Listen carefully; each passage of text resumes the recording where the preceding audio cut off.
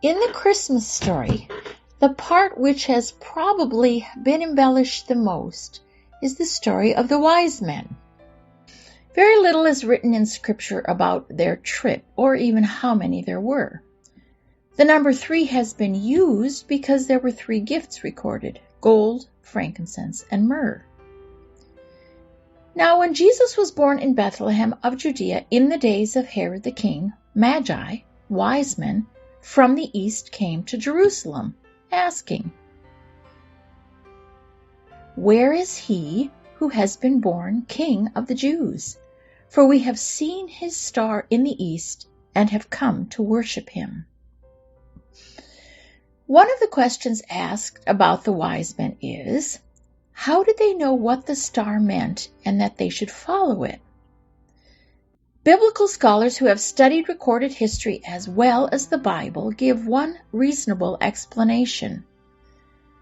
During the days of Daniel in the Old Testament, it is recorded that the wise men of Babylon recognized that Daniel's God had wisdom and answers far beyond what they had.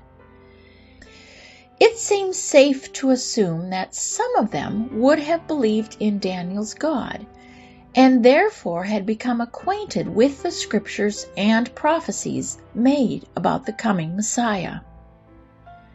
As wise men who studied the stars, they would have passed down to future generations what to look for and expect, because they knew such a star would be a unique cosmic event.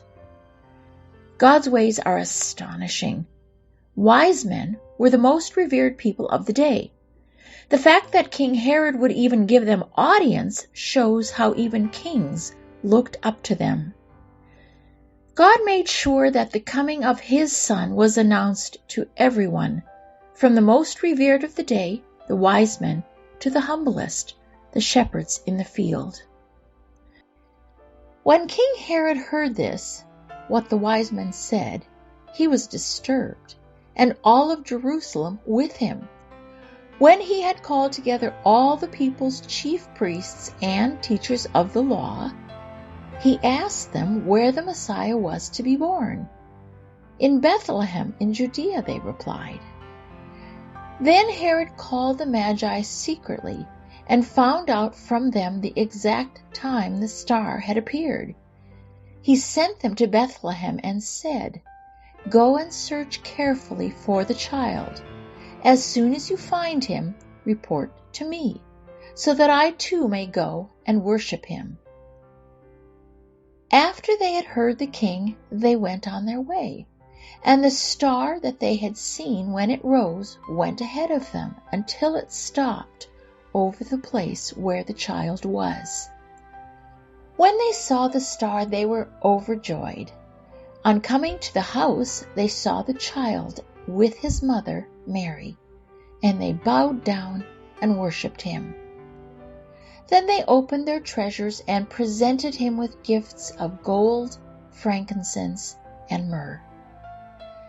And having been warned in a dream not to go back to Herod, they returned to their country by another route.